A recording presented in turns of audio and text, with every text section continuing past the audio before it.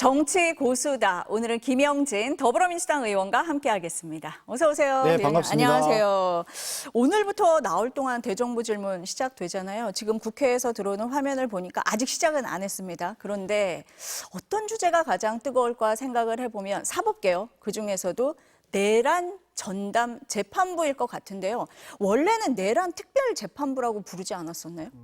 실제 민주당에서는 내란 특별재판부라고 불렀었는데 그것이 갖고 있는 오해가 있기 때문에 내란 전담 재판부로 다시 한번 정확하게 말씀드린 겁니다. 한마디로 내란 전담 재판부는 새로운 특별재판부를 만드는 것이 아니라 일례로 서울형사지법 내에 내란을 전담하는 재판부를 만드는 형태로 이 내란 관련한 사건을 전담하여 재판을 진행하는 것, 이것에 대한 내용입니다. 한마디로 가사나 지적재산권 등을 전담해서 처리하는 재판부가 있기 때문에 그와 비슷하게 내란 사태를 전담해서 재판을 통해서 시간을 정확하게 지키고 전문적으로 그 재판을 진행하는 게 필요하다. 그런 취지에서 서울형사지법 하에 내에 재판부를 만들자, 그런 제안을 사법부에 한 것으로 알고 있습니다.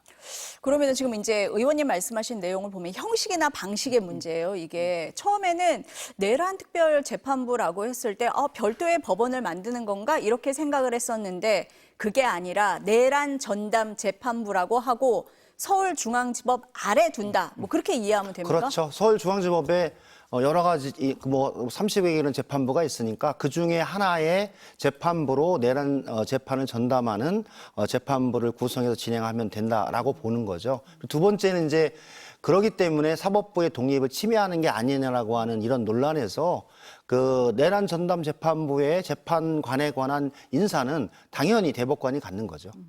어제 한정혜 정책위의장이 이런 얘기를 했어요. 보면은 사법부가 자체적으로 재판부를 꾸려서 빠른 시간 안에 제대로 내란 재판을 진행했으면 한다라고 얘기를 했거든요. 지금 의원님 말씀하고 일맥상통하는 부분이 있는데 그러면 자체적으로 대법원이 먼저 설치를 해라. 그렇게 안 하면 입법을 하겠다라고 이해하면 됩니까? 어떻습니까?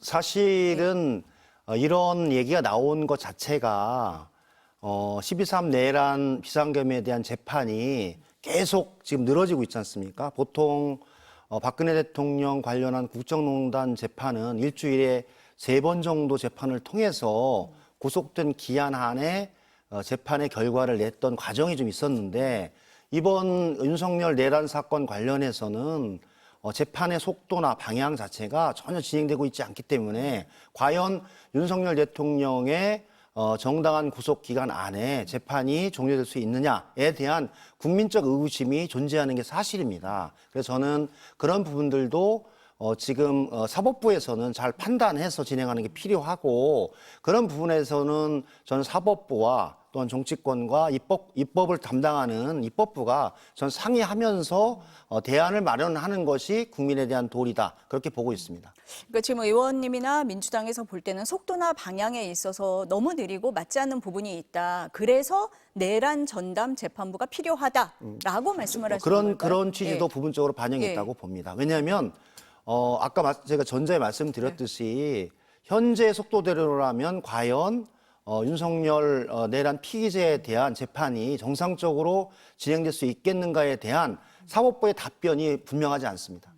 그런 부분에 있어서 내란 전담 재판부가 필요하다라는 말씀이시고 앞서서 말씀을 하실 때 사법권 독립 침해라는 말씀을 하셨어요. 국민의힘에서는 그 얘기를 계속하고 있는데 입법부가 특정 사건의 재판부 구성을 강제하는 건 헌법이 규정한 사법부 독립성 침해다. 그러니까 위헌이다라고 주장을 하고 있습니다. 어떻습니까? 지금 대한민국은 사실은 민주주의 공화국이잖아요. 그래서 저희들의 생각은 12.3 내란 비상겸 사태, 즉 헌법과 법률을 위반한 부분들을 민주주의를 파괴한 부분들을 민주주의적인 제도와 시스템으로 심판한다. 헌법과 법률을 파괴한 부분에 관해서는 헌법과 법률에 의해서 심판하고 제대로 한다라는 게 큰 방향입니다. 두 번째는 입법, 사법, 행정부는 각자의 독립성이 있지만 견제와 균형의 원리가 있는 겁니다. 행정부에 대한 입법부의 견제, 또 사법부에 대한 입법부의 견제, 또 사법부는 입법부에 관한 여러 가지 의견 해서 3권이 독립이 돼 있지만 독립된 권력이 국민의 뜻에 따라서 견제 균형의 원리로 국민의 뜻대로 국민이 원하는 방향대로 잘 가게끔 하는 것. 그것이 제가 보기에는 삼권 분립의 또한 중요한 원칙 중에 하나다. 그런 취지로 보고 있기 때문에 지금 사법부의 독립을 침해한다라고 보기보다는 내란에 대한 재판들을 정확하게 진행을 하면서 사실관계를 규명하고 그에 따른 처벌들을 분명히 하는 게 필요하다라고 하는 국민적 의견을 이제는 사법부도 판단할 때가 됐다라고 보는 거죠. 그래서 저는 사법부에서 서울형사지법에서 속도와 방향에 대해서 정확하게 잘 진행을 하면 뭐 문제가 없을 것 같아요. 그러니까 우선순위가 내란 종식에 있는 거다. 헌법과 법률을 파괴한 걸 정상화시키는 게 우선이다라는 말씀이시죠. 저는 등가의 가치라고 봅니다. 등가의 가치다. 그렇습니다. 네. 예, 내란을 심판하고 그러면서도 헌법과 법률의 가치를 잘 지켜 나가는 것이죠. 사실은 시간이 많이 지났지만 예전에 뭐 전두환 노태우의 12.12 내란 쿠데타 군사 반란 그다음에 5.18 학살의 문제에 관해서도 대한민국은 슬기롭게 민주주의적인 법적 시스템 하에서 극복했던 과정이 있어요. 저는 그 과정대로 우리의 그 시스템들이 잘 작동하는 게 국민들을 위한 길이다. 그렇게 보고 있는 겁니다. 그래서 저도 현재는 사법부가 조희대 대법관을 비롯한 사법부가 그 길들에 대한 원칙들을 잘 지켜나가면 더 많은 논란은 없을 것이다. 그렇게 보고 있습니다. 조희대 대법원장 말씀을 하셔서요. 지금 민주당 안에서 비판하는 목소리가 커지고 있고 정청래 대표나 추미애 법사위원장은 조희대 대법원장 사퇴해야 된다라고까지 얘기하고 있습니다. 어떻게 보십니까?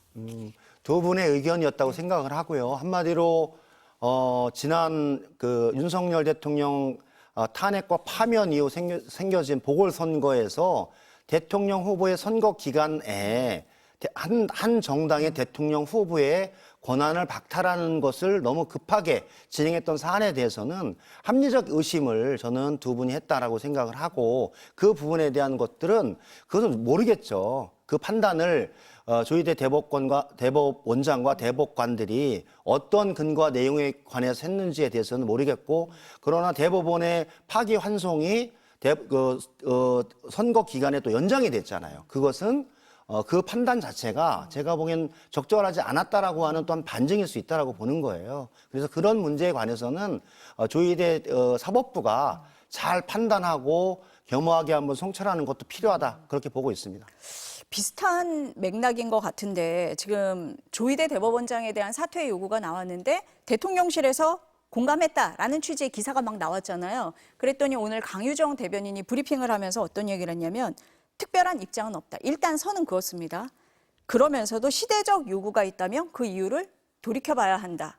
또 임명된 권한은 입법부의 논의를 충분히 지켜봐야 될 필요가 있다. 원칙적으로 공감한다라고 얘기를 했는데 어떻게 해석하십니까? 뭐 그런 내면적인 이유가 있었겠죠. 한마디로 대통령 후보에 관한 권한과 지위를 그것도 전후가 아니라 바로 선거운동 기간에 박탈하는 형태로의 그 대법원의 판결 자체가 가지고 있는 헌법과 법률상의 판단도 있었겠지만 또한 그 속에 들어가 있었던 정치적인 요인은 있지 않나에 대한 부분들을 저는 조희대 사법부도 생각하고 고민하고 판단할 필요가 있다라는 생각이고요. 그 문제에 관해서 저는 대통령실에서 그게 동의하지 않는다라고 하는 명확한 입장은 없었습니다.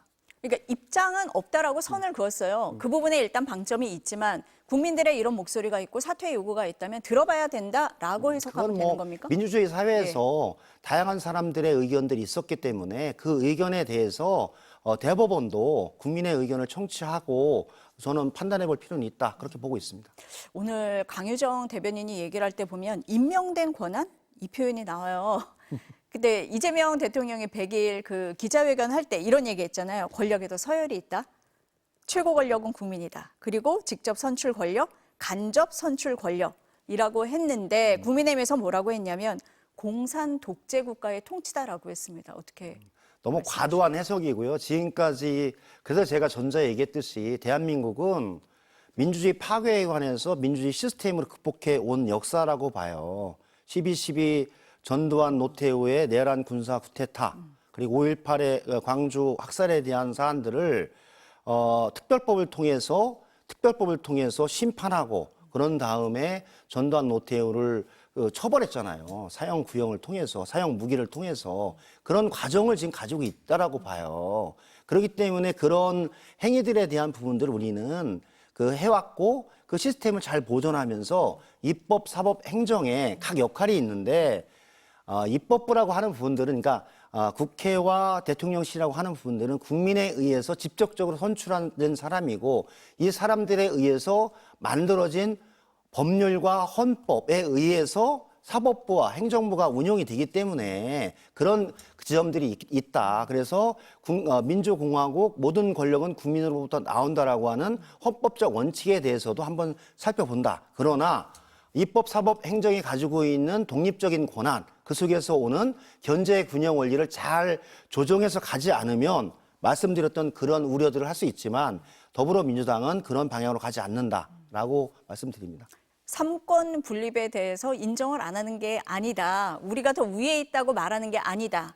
다만 얘기를 잘 들어야 된다. 국민들의 얘기를 들어야 된다. 뭐 그런 말씀이실까요? 그런 취지도 있는 거죠. 네, 예. 한마디로 이제 입법 권력, 사법 권력, 행정 권력도 사실은 국민 위에 존재하는 게 아니라 국민을 위해서 존재하는 시스템과 제도이기 때문에 어느 모든 권력은 제가 보기에는 국민의 목소리를 경청하고 그 방향에 대해서 그 판단해 볼 필요는 있다 그렇게 보고 있습니다. 지금 사법개혁의 내용이 여러 가지가 있는데 지금 가장 이제 뜨거운 주제가 내란 전담 재판부이지만 또 하나가 대법관 수 늘리는 거잖아요. 13명에서 26명으로 늘린다는 건데 법원은 반대하고 있습니다. 그리고 왜 사법개혁에 법원을 참여시키지 않느냐라고 주장을 해요. 어떻습니까? 저는 사법개혁 관련해서 그동안도 긴 시간을 사실 논의를 해왔었어요. 대법관 증원에 대한 문제도 숫자의 문제는 있었지만 숫자를 4명, 8명, 12명으로 증원하느냐 이런 차이는 있지만 실제로는 대법원에서 그 재판에 대한 적체가 대단히 많았고요. 한마디로 14명 중에 2명은 재판을 안 하시니까 4명씩 3개 소부로 이루어져서 재판을 진행하거든요. 그렇기 때문에 많은 법조인이나 전문인들 속에서는 조금 더 전담하는 재판부가 필요하다. 그래서 노동이면 노동, 뭐 특별이면 특별, 이렇게 이런 그런 부분들. 그러면은 결론은 그런 대법원관의 숫자가 늘어나야기 때문에 그런 것을 매년 4명씩 3년에 걸쳐서 12명을 늘리는 것이 국민들이 받고 있는 사법 판단의 적체, 그로부터 오는 비용이라든지 고통을 줄여나갈 수 있는 또한 제도 개혁이다라고 해서 대법관 수의 그 증원하는 것에 대해서는 대략적인 합의는 있죠. 네. 그러나 어느 정도로 할 것인가에 대한 것은 의견의 차이가 좀 있는 것 같아요. 그래서 저는 지금이라도 지금 법이 발의되지 않았기 때문에 국회 사법개혁을 하는 민주당과 법사위에 있는 국회의원들 그리고 공개된 자랑에서 사법개혁에 관한 얘기들을 토론하고 그에 따라서 입법의 과정을 통해 입법과 결정의 과정에 같이 했으면 좋겠어요. 저는 적극적으로 사법부가 그 논의의 과정에 참여했으면 좋겠다라는 생각이고 본인들의 사법개혁의 과제와 의사들을 좀 분명히 할 필요가 있다라고 봐요. 왜냐하면 이전에 그 12.3 내란 이후 그 대법원의 판단에 대해서 많은 사법부 내에서 비판적인 시각이 많이 있었고 전국에 법관 회의가 있었는데 실효적으로 법관 회의가 진행되지 않았어요. 왜 그랬을까? 저는 법관 내나 사법부 내에서도 본인들이 좀 더 나은 자정 노력과 제도 개혁의 문제들에 관한 그리고 판결에 대한 국민들의 시각에 대해서도 살펴보고 개선의 방향을 내놓는 것도 필요하다라고 봐요. 그럼 사법부는 어떤 개혁의 방향을 가지고 있느냐? 답변할 때가 되지 않았나요? 그러니까 사법부가 왜 우리는 참여시키지 않고 다른 데서 논의를 하느냐 이렇게 얘기할 게 아니라 우리는 이런 방안, 이런 입장을 가지고 있다고 확실하게 안을 가지고 와서 얘기를 할 필요가 있다. 저는 이렇게 논의할 보시는 필요가 거네요. 있다고 네. 봐요. 네. 지금 그냥 두루뭉실하게 불투명하게 말씀하지 마시고 사법개혁의 안에 대해서 과거에는 대법원 증원에 대해서 법원 행정처는 대략적으로 동의를 했어요. 많은 과정 속에서. 그러나 그 숫자에 관해서는 여당과 야당, 사법부의 의견에 차이는 좀 있는 거죠. 그럼 그 논의를 해보면 되는 거죠. 그럼 단기적으로 1년 차, 2년 차, 3년 차를 어떻게 할 것인가에 대한 판단이 필요한 거죠. 민주당은 저는 그런 문제에 관해서 충분하게 사법부와 논의될 준비가 되어 있다 말씀드립니다. 입장을 가지고 와라 이런 말씀이시네요. 지금 얘기를 들어보면 사법개혁도 그렇고 할 일이 태산인데 여당 지도부 내에 갈등이 있는 거 아니냐 이런 얘기 많았잖아요. 그래서 김민석 총리가 어제 긴급하게 만찬 회동을 제안을 했다. 그래서 그 자리에 우상호 수석도 가고 강훈식 비서실장도 오고 정청래 대표, 김병기 원내대표 다 모였다. 그런데 갈등이 봉합이 된 건가 싶습니다. 뭐 웃는 사진은 있었어요. 어떻습니까? 저는 네. 그 더불어민주당 이재명 정부 하에서 네. 그 어제 모였던 4명은 운명 공동체입니다. 네. 그리고 20년 동안 같이 정치를 해온 사람으로서 사실은 어떤 얘기를 하든지 간에 그 행간의 의미와 내용을 다 알고 있다라고 봐요. 그래서 개인적인 감정의 호불호나 이런 것을 떠나서 더불어민주당 이재명 정부의 책임을 지는 사람으로서의 그 정치적인 책무와 역사적 책임감으로부터 자유로울 사람 아무도 없거든요. 그래서 저는 그런 취지에서 두 사람의 갈등이라는 부분들은 지나가는 바람이다. 또 바람이 지면 또 자유롭게 또 올라가니까 네. 두 사람이 그렇게 꾸간 사람은 아니에요. 쿨하게 저는 제가 보기엔 논의하고 지금 그 정기국회와 정기국회 예산 정책 입법에 관해서 잘 호흡을 맞춰서 갈 것이다. 그렇게 보고 있습니다. 언론은 대체적으로 뭐라고 썼냐면 일단 봉합이거든요. 지금 의원님 말씀은 공사 구분해가면서 잘 할 거다 뭐 이런 취지십니까? 아니면 저는 네. 개인의 감정이라는 측면을 저희들이 네. 어떻게 할 수는 없잖아요. 네. 근데 그것을 벗어나서 그것을 뛰어넘어서 정청래, 김병기, 정청래가 네. 충분하게 집권 여당의 더불어민주당 지도부로서의 책임감과 그 역할을 가지고 제가 보기엔 잘 논의하고 잘 해나갈 겁니다. 저도 제가 김병기 원내대표나 네. 정청래 대표나 잘 알지만 두 분이 마음이 잘 통하고 흔쾌하게 제가 보기엔 논의할 수 있다. 나 그렇게 보고 있습니다. 갈등이 해소됐다, 봉합됐다. 의원님은 일단 저는 해소됐다라고 보진 않는데 그렇다고 해서 네. 지금의 일들을 하는데 문제는 없다. 문제는 없다. 그러면 이런 일련의 과정이 강성 지지층에 휘둘려서 그런 거 아니냐. 지난번 그 특검법 처리도 뭐 문자 폭탄이 쏟아지고 하니까 민주당이 돌변한 거 아니냐라는 지적은 어떻습니까? 저는 개인적으로 그런 지점이 없다고 할 수 없다. 없다고 할 수는 없다. 없다고 할 수 없다. 네. 저는 사실은 개인적으로는 여야 김병기 정청래 지도부가 진행했던 협의들이 그래도 상당히 고민한 흔적이 있었다. 그러나 절차와 과정 속에서 당원, 국회의원 또 지도부와의 이 논의들을 좀 잘 해나가는데 조금 부족한 점이 있었다라고 보거든요. 그런데 그렇더라도 저는 옳고 그름의 문제 그리고 방향에 대해서 저는 지도부는 욕을 먹을 때는 저는 욕을 먹을 수도 있어야 된다는 입장이에요.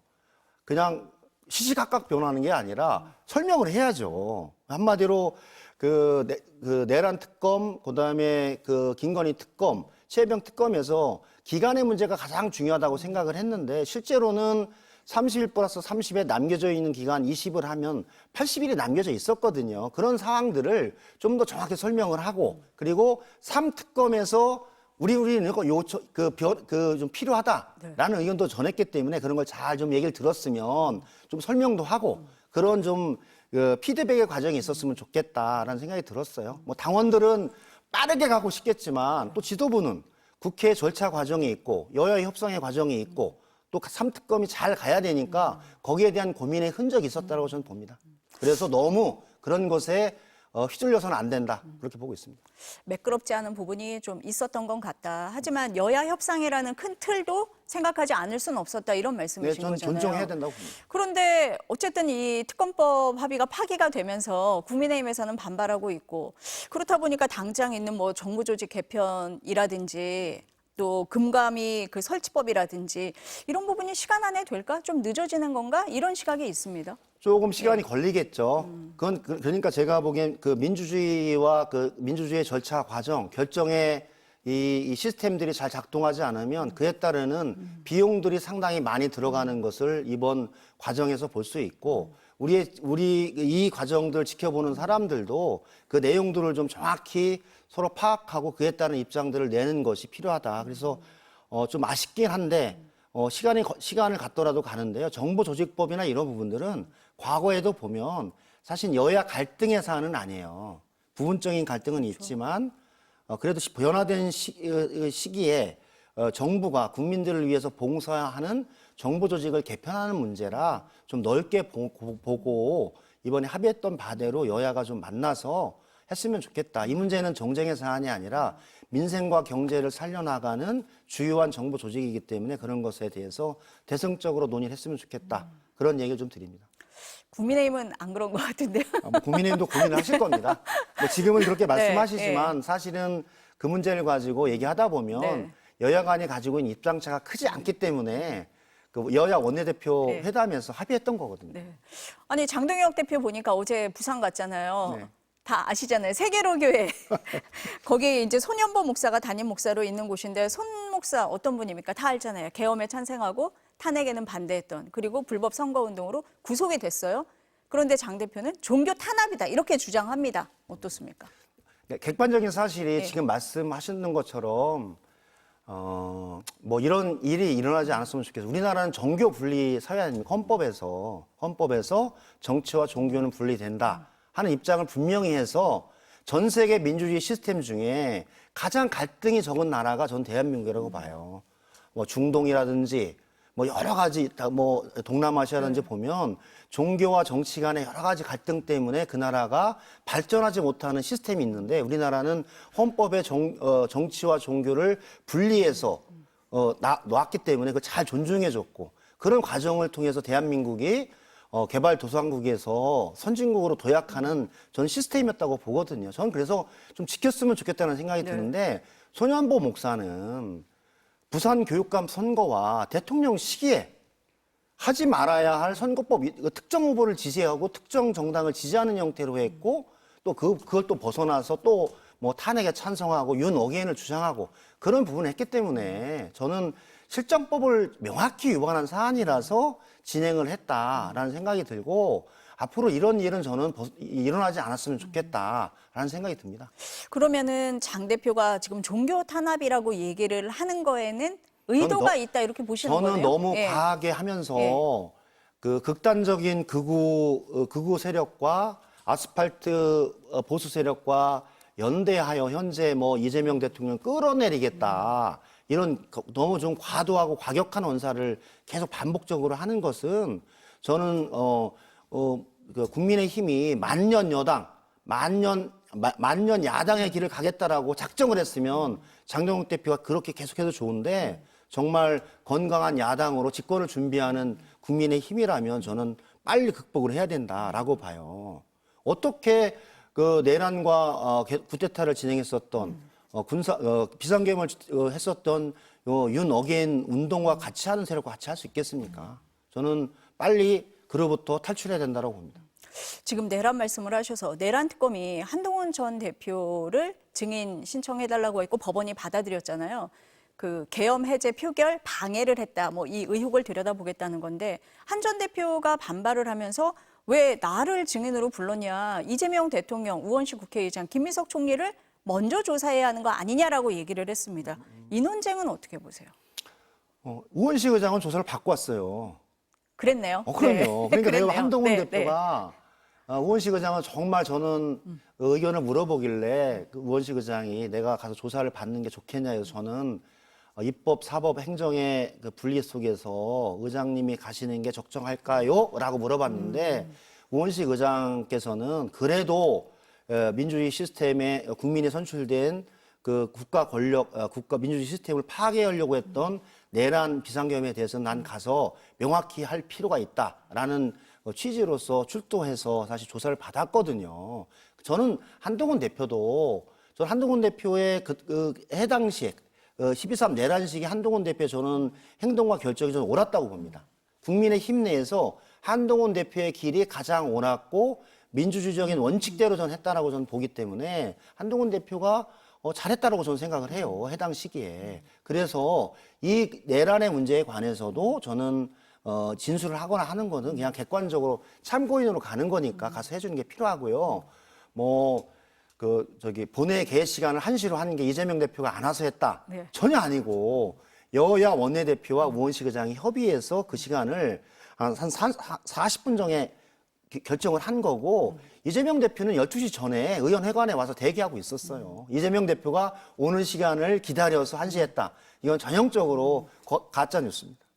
오해하지 않았으면 좋겠다. 그거 아니다. 아니 그래서 우원식 의장도 보니까 SNS에 그 얘기를 쓰기는 했더라고요. 개회 시간이라는 건 내가 정하는 게 아니다. 여야 대표가 만나서 정하는 거다라고 했는데 한 전 대표는 나는 책에 다 쓰지 않았느냐. 그런데도 굳이 이렇게 법원까지 오라고 하는 건 정치적 의도가 있는 거 아니냐라고 또 주장을 하잖아요.